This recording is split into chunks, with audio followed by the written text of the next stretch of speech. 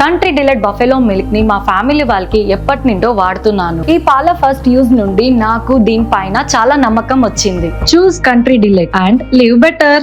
రేవంత్ రెడ్డి చేసిన వ్యాఖ్యల గురించి మాట్లాడదాం. టీపీసీసీ ఎగ్జిక్యూటివ్ కమిటీ సమావేశంలో కొత్తగా నియమితులైన డీసీసీ అధ్యక్షులకు దిశానిర్దేశం చేసే క్రమంలో హిందూ దేవుళ్ల మీద తెలంగాణ ముఖ్యమంత్రి రేవంత్ చేసిన వ్యాఖ్యలు వివాదానికి దారితీస్తూ ఉన్నాయి సార్. హిందువులకు 3 కోట్ల మంది దేవుళ్ళు ఉన్నారు, అన్ని రకాల వారికి అన్ని రకాల దేవుళ్ళు ఉన్నారు అంటూ ఆయన చేసిన వ్యాఖ్యల మీద వివాదం రగిలింది. ఒకసారి ఆ వ్యాఖ్యలు.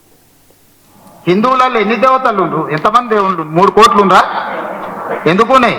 పెళ్లి చేసుకోవడానికి హనుమంతుడు ఉన్నాడు, 2 పెళ్లిళ్ళు చేసుకునేటానికి ఇంకొక ఆయన దేవుడు ఉన్నాడు, మందు తాగేటోళ్ళకి ఓ దేవుడు ఉన్నాడు, ఎల్లమ్మ, పోషమ్మ, మైసమ్మ, కళ్ళు కొయ్యాలి, కోడి కొయ్యాలి అనేటోళ్ళకు, పప్పన్నం తినేటోళ్ళకు కూడా దేవుడు ఉండు. అవునా?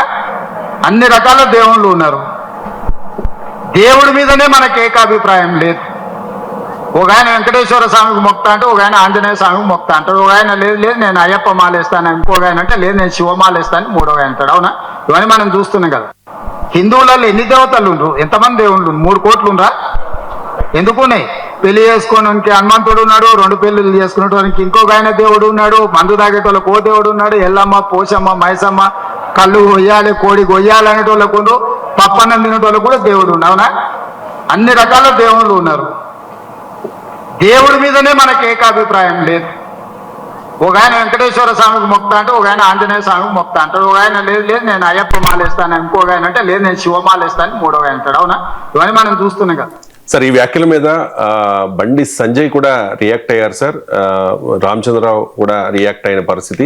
వెంటనే రేవంత్ క్షమాపణ చెప్పాలి అని చెప్పి వాళ్ళు డిమాండ్ చేస్తూ ఉన్నారు. ఇవాళ కొన్ని చోట్ల నిరసనలకు కూడా రేవంత్ వ్యాఖ్యల మీద పిలుపునిచ్చిన పరిస్థితి ఉంది. ఏంటి సార్ ఈ వ్యాఖ్యల మీద మీకు? అందులో ఒకే పెళ్లి కానోళ్ళకే కాదు, పెళ్ళై పిల్లలు పుట్టోళ్ళు కూడా హనుమంతుడు దేవుడే, అది వేరే విషయం. కానీ దేవుళ్ళకు వేరే పని లేదా మనకు? వారికి దేవుళ్ళను మనం ఆ రకంగా వర్గీకరించలేము. మీకు కేవలం పెళ్లి కానోళ్ళే హనుమంతుని పూజిస్తారని నిజం కాదు. సో అది ఫ్యాక్చువల్లీ నాట్ కరెక్ట్. అయినా ఆ కాంటెక్స్ట్ ఏంటి అనేది ముఖ్యం. ఇప్పుడు అది దేవుళ్ళను అవమానించడానికి ఉద్దేశించి మాట్లాడిన వ్యాఖ్యలాగా కనిపించడం లేదు. రేవంత్ రెడ్డి ఏమైనా దేవద్రోహి కాదు. రేవంత్ రెడ్డి దేవుని భక్తుడే కదా. రేవంత్ రెడ్డి నాస్తిక ఉద్యమం నడుపుతలేడు. రేవంత్ రెడ్డి వ్యక్తిగత మత విశ్వాసాలు హిందూ విశ్వాసాలే కదా, కాదని ఎవరన్నా అనగలరా? రేవంత్ రెడ్డి పూజలు చేయడా? సో కాంటెక్స్ట్ ఏంటి? హిందూ మతానికి ఉన్న డైవర్సిటీ చెప్తున్నాడు. సో దాని ఉద్దేశం అది చెప్పే పద్ధతిలో టోన్ అండ్ టెనర్ ఆయన సహజ శైలిలో చెప్పచ్చు, ప్రజలకు అరే ఆకట్టుకునేలా. అంటే హిందూ మతాల్లో అనేక రకాల దేవుళ్ళు, అనేక రకాల ఆచారాలు, సాంప్రదాయాలు, పూజా విధానాలు, పద్ధతులు, నమ్మకాలు, విశ్వాసాలు ఉంటాయని చెప్పడం ఉద్దేశం. అంతే తప్ప అలా దేవుని అవమానించడం ఉద్దేశం కాదు కదా. మన దాన్ని మీరు కరెక్ట్గా చూస్తే అర్థమవుతుంది కదా. కాంటెక్స్ట్ దేవుడిని అవమానించడానికి, దేవుడిపై దాడి చేసడానికి చేసిన వ్యాఖ్యలే కాదు. అందువల్ల క్షమాపణ అనే ప్రశ్న ఎక్కడ వస్తుంది? అంటే సమాజంలో దేవుళ్ళు ఎంతమంది ఉన్నారో కాంగ్రెస్ లో అన్ని రకాల మనస్తత్వాలు ఉంటాయని చెప్పే ప్రయత్నంలో భాగంగా ఏంటంటే కాంగ్రెస్ అనేది ఒక ఇంక్లూజివ్ కాంగ్రెస్. అది ఇండియన్ ట్రెడిషన్, అలా ఇంక్లూజివిటీ, ప్లూరాలిటీ అనేది అని చెప్పడం ఉద్దేశం. దాంతో పాటు దేవుని పైన ఏకాభిప్రాయం లేదు కనుక నాయకుల పైన ఏకాభిప్రాయం ఎక్కడికి వెళ్ళి ఉంటుంది అన్నాడు. హిందూ మతం యొక్క గొప్పతనం అది కదా. హిందూ మతం ఉన్న ప్రత్యేకత ఏంటి? హిందువులు కూడా చెప్పేది ఏంటి? It doesn't believe in single God. It doesn't believe in single text.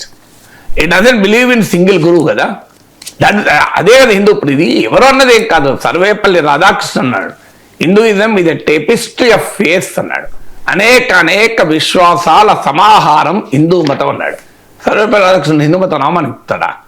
Sarvepalli పుస్తకాలు చదివాడు, భగవద్గీత మీద రాసింది, ఇండియన్ ఫిలాసఫీ రాసింది. జస్టిస్ చిన్నపరెడ్డి అన్నాడు, our tradition teaches us tolerance, our philosophy teaches us tolerance అన్నాడు. అంటే మన తాత్విక చింతనే సహనాన్ని నేర్పుతుంది. సర్వధర్మ సంగ్రహంలో మాధవాచార్యుడు భారతీయ గడ్డపైన ఉన్న అనేక తాత్విక చింతనల గురించి చెప్తూ ఆఖరికి భౌతికవాదం, మెటీరియలిస్టిక్ ఫిలాసఫీ అయిన చార్వాక గురించి కూడా గొప్పగా హిందూ మతంలో భాగంగా చెప్తాడు. హిందూ ట్రెడిషన్లో హిందూయిజం ఇదే వే ఆఫ్ లైఫ్ అని సుప్రీంకోర్టు తీర్పు చెప్పింది కదా. ఇప్పుడు మీకు సర్వేపల్లి రాధాకృష్ణ ఏమన్నాడు? అనేక విశ్వాసాల సమాహారం హిందూ మతం. అంటే it is a tapestry of faith అన్నాడు. రేవంత్ రెడ్డి అదే అన్నాడు కదా, రకరకాల వాళ్ళకు నమ్మకాలు ఉంటాయి అనే పద్ధతి వేరు. సాఫిస్టికేషన్లో అనలేదు, జనం మాట్లాడుకునే మాటల్లో ఉన్నాడు.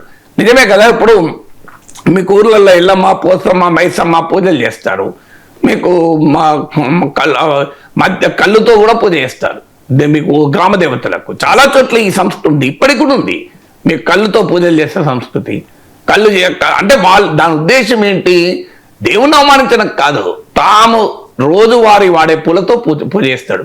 తాము తినేదాంతో, తాము తాగేదాంతో పూజ చేస్తారు. అది ప్రేమ, దేవుని పైన ప్రేమతో చేస్తారు. సో మీకు రకరకాల పండ్లతో చేస్తారు. మీకు మనం ఈవెన్ మనం తినని పండ్లతో కూడా దేవుని పూజలు చేస్తారు. సో దేవుని పూజలో అంటే హిందూ మతం ఇచ్చే అవకాశం ఏంటంటే ఎవరు దేవుణ్ణి ఏ రూపంలో ఆరాధించాలనుకున్నా ఆ రూపంలో ఆరాధించవచ్చు, ఏ రూపంలో పూజ చేయాలనుకున్నా ఆ రూపంలో పూజ చేయవచ్చు. నీకు ఎలా కావాలనుకుంటే అలా కనిపిస్తాడు దేవుడు, సర్వంతర్యామి.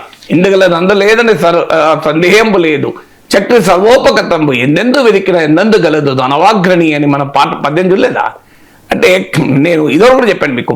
7th చాప్టర్ 21st శ్లోకం అనుకుంటా, సబ్జెక్ట్ కరెక్షన్, భగవద్గీతలో శ్రీకృష్ణ పరమాత్మ చెప్తాడు, ఎవరు ఎవరిని విశ్వసించినా వారిలో ఆ విశ్వాసాన్ని నేనే కల్పిస్తాను అర్జున అన్నాడు.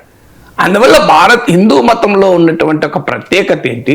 ఒక్కొక్కరు ఇప్పుడు సాయిబాబాని నమ్ముతలేరు హిందువులు. కొంతమంది సాయిబాబా దేవుడే కాదంటారు. సాయిబాబా దేవుడే కాదు, సాయిబాబాను హిందువులు పూజించడం ఏంటి అని విమర్శించే వాళ్ళు చాలా మంది ఉన్నారు, పెద్ద ఉద్యమాలు జరిపిన వాళ్ళు ఉన్నారు.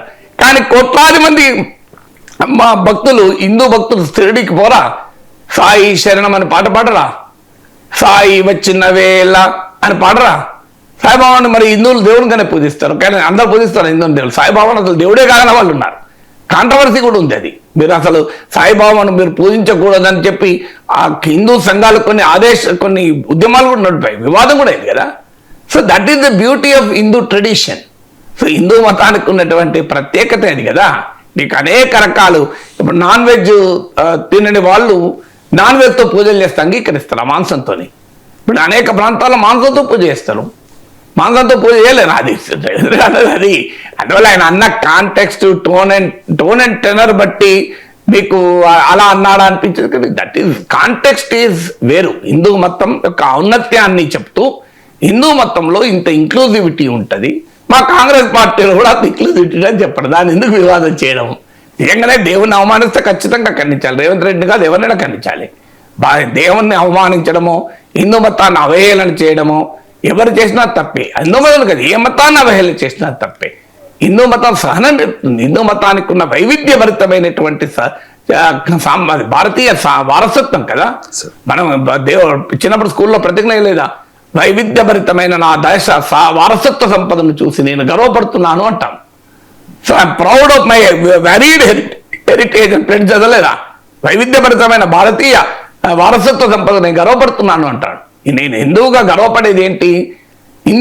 ఇంత భిన్నత్వంలో ఏకత్వాన్ని ఇస్తుంది, ఇంత వైవిధ్యభరితమైనటువంటి భావిస్తుంది. అయినా మళ్ళీ అన్నీ కలిసి ఈశ్వరుడులో లీనమైనట్లుగా that is the greatness of the Hindu. నువ్వు ఏ రూపంలో, ఏ భాషలో, ఏ పద్ధతిలో, ఏ ఆచారంతో, ఏ కారణంతో పూజించినా దేవుడు పలుకుతాడు. సో పరమాంస అంటాడు, దారులు వేరు కావచ్చు, చేరుకునేది ఒక్కడికే అంటాడు.